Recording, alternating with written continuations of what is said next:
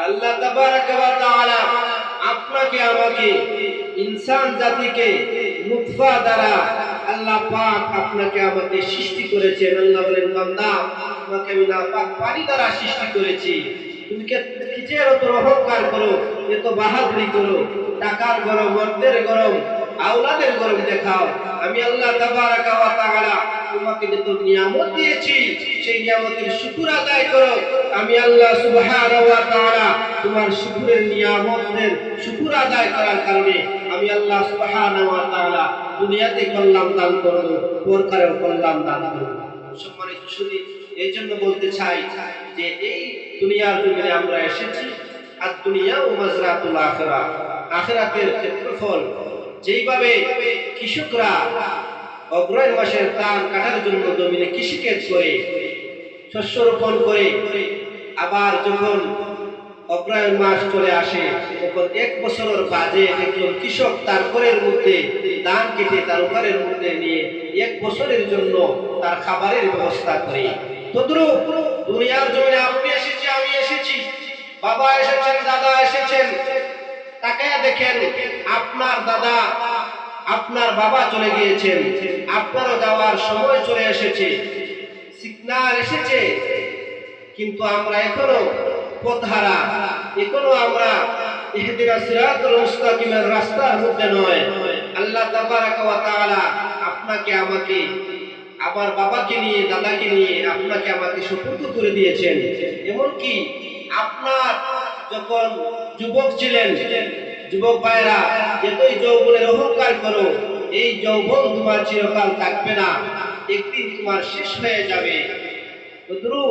আপনার চুল ছিল কালো, আপনার দাড়ি ছিল কালো, এখন আপনার দাড়িও সাদা হয়ে গেল, চুলও সাদা হয়ে গেল।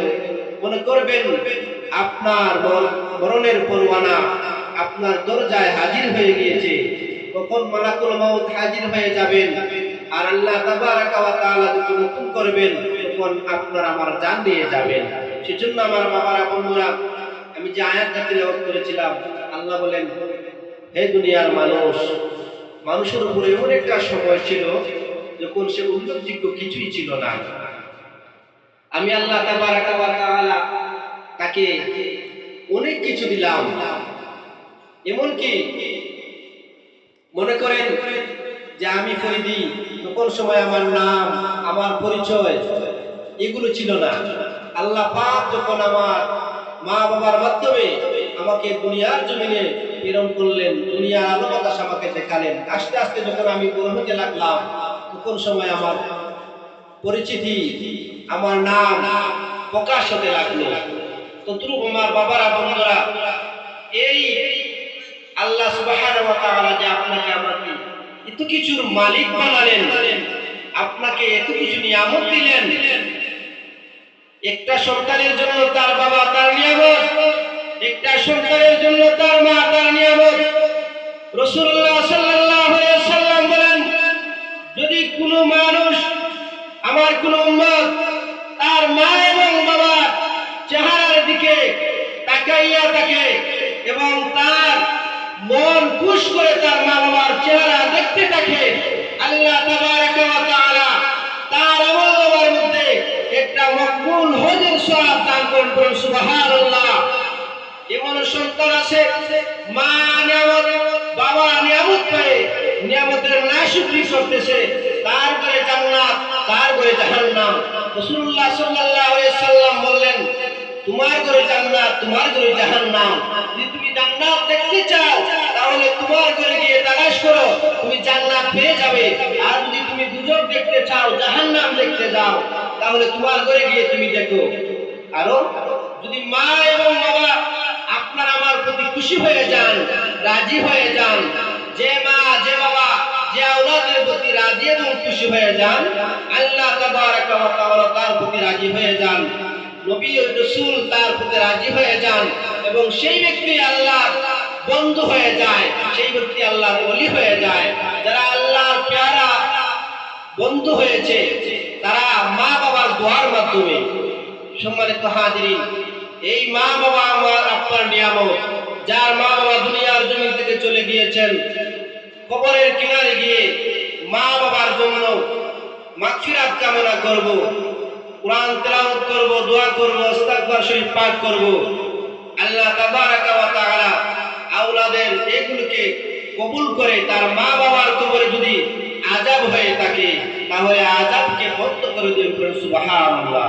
সম্মানিত শুনি, আজ যে বারবার মাসরা যে একটা ইসলামী সুন্নি মহাসম্মেলনের আয়োজন করা হয়েছে, বেস্তের বাগান সাজানো হয়েছে, আগামীকাল সেটা ছিল একটা জমিন, আর আজ হয়ে গেল সেটা একটা বেহেশতের বাগান। নবী করিম সাল্লাল্লাহু আলাইহি ওয়াসাল্লাম বলেন, যেখানে আমার আলোচনা, আমার রবের আলোচনা করা হয়, আর সেই জায়গায় যে বসে গেল সেজন্য জান্নাতের মধ্যে গিয়ে বসে গেল। সুবহানাল্লাহ। কিন্তু দেখা যায় আমরা দোকানে পাটে হাটে বাজারে গল্প পুজোকে সময় নষ্ট করতেছি।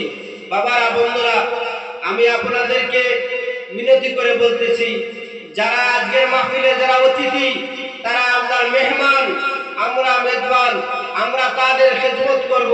যদি আমরা মাহফিল সাজিয়ে বাড়িতে ঘরে হাটে বাজারে বসে থাকি, গল্প পুজোকে বসে থাকি, আমার অতিথিরা বলবেন যে আমাদেরকে দাওয়াত দিয়ে তারা তাদের মাহফিলে তারা নাই, তারা কষ্ট পাবে। এমনকি যদি আপনি আপনার বাড়িতে আপনার বিয়াইকে দাওয়াত দেন, আর দাওয়াত দিয়ে যদি আপনি বাড়ি থেকে বের হয়ে যান ঘরের মধ্যে তালা দিয়ে, আপনার বিয়াইকে আপনার উপরে রাগ করবেন না, খুশি হবেন। কারণ মেহমানকে দাওয়াত দেওয়া, মেহমানকে খাওয়ানো হলো নবীদের সুন্নাত। আমার বাবারা, বন্ধুরা, ইব্রাহিম আলাইহিস সালাম প্রত্যেক দিন মেহমানদেরকে মেহমানদারি করাতেন। এই জন্য আমরা যেন মেহমানদের মেহমানদারি করাতে পারি। দেখবেন আমাদের কিছু মা বোনেরা, কিছু বাবারা যখন তার বাড়িতে মেহমান চলে আসে তখন বেজার হয়ে যায়। কিন্তু মেহমান আসা তোমার ঘরে আল্লাহ তাবারাকা ওয়া তাআলা রহমত এবং বরকত দান করবেন। সুবহানাল্লাহ।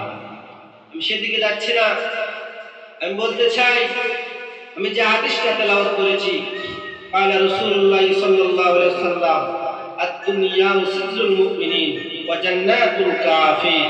দুনিয়াটা হলো মুমিনের জন্য, মুত্তাকিদের জন্য, ফরেজগারদের জন্য, আল্লাহ ওয়ালাদের জন্য জেলখানা, দুজক, আর যারা পাপিষ্ঠ নাফরমান তাদের জন্য হলো দুনিয়াটা বালাখানা। এই হাদিস দ্বারা প্রমাণ হলো এই সময়, এই যে দুর্যোগের সময়, এই সময় ঈমান রক্ষা করা বড় কঠিন। আমার বাবারা, বন্ধুরা, আমাদের মুর্শিদুনা আল্লামা ফজলুল সাহেব রাহমাতুল্লাহ আলাইহি বলতেন, মুরিদ্দিন মুহাদ্দিসদেরকে বলতেন, বাবারা, এমন সময় আসবে তোমাদের বাচ্চাদের কল্লা নিয়ে যাবে কল্লা দেখিয়ে। তদ্রূপ এই সময়ে আমরা দেখতে পাচ্ছি নামদারি মুসলমান, নামদারি আলিম ইউটিউবের মধ্যে সুন্দর সুন্দর কথাবার্তা বলে আমার মুসলমান ভাই বোনদের ইমানকে কেড়ে নিচ্ছে। বাবারা, বন্ধুরা, ইমান এত দাম, ইমানের এত গুরুত্ব যে যদি আপনার ইমান চলে যায় তাহলে আপনার আমলে কোনো কাজ আসবে না। সর্বপ্রথম হলো ইমান। এই জন্য আমার বাবারা, বন্ধুরা, যেমন ফেরাউনের ঘর করেছেন আসিয়া, স্বামীর অধিকার দিয়েছেন, কিন্তু ফেরাউনকে রোগ মানেন নাই। ফেরাউনের ঘর একটা মহিলা ছিল, কাজের মহিলা। সেই মহিলাটা ফেরাউনের মেয়ের মাতার আশ্রয় দিত। সেই মহিলাটাও আপনার আমার রব আল্লাহর উপর ঈমান এনেছিল। একদিন ফেরাউনের মেয়ে মাতা যখন এই মহিলাটা আশ্রয় দিতেছে, হঠাৎ হাত থেকে চিরুনিটা জমিনের মধ্যে পড়ে যায়। মা সীতা, ওই মহিলাটার নাম হলো মা সীতা। মা সীতা যখন হাত থেকে চিরুনিটা জমিনের মধ্যে পড়ে যায়, মহিলাটা বিসমিল্লাহির রহমানির রহিম বলে মাটি থেকে নিচ থেকে চিরুনিটা হাত দিয়ে উঠাইছে। ফেরাউনের মেয়ে বলে, মা সীতা, তুমি কি করলা? ফেরাউনের ঘরে তাকিয়া তুমি বিসমিল্লাহ জুড়ে জুড়ে পাঠ করলাম। মা সীতা ডাক দিয়ে বলে, হে ফেরাউনের মেয়ে, আমি যাকে রব মানেছি রে, আমি যে আল্লাহর উপরে ঈমান এনেছি, আমি আমার আল্লাহর উপরে ঈমান এনেছি, এর জন্য আমি আমার রবের খুশি করার জন্য আমি আমার সুন্নাত মোতাবেক জীবন গঠন করতেছি। ফেরাউনের মেয়ে বলে, মা সীতা রে, আমি এই খবরটা আমার বাবার কাছে পৌঁছিয়ে দিব।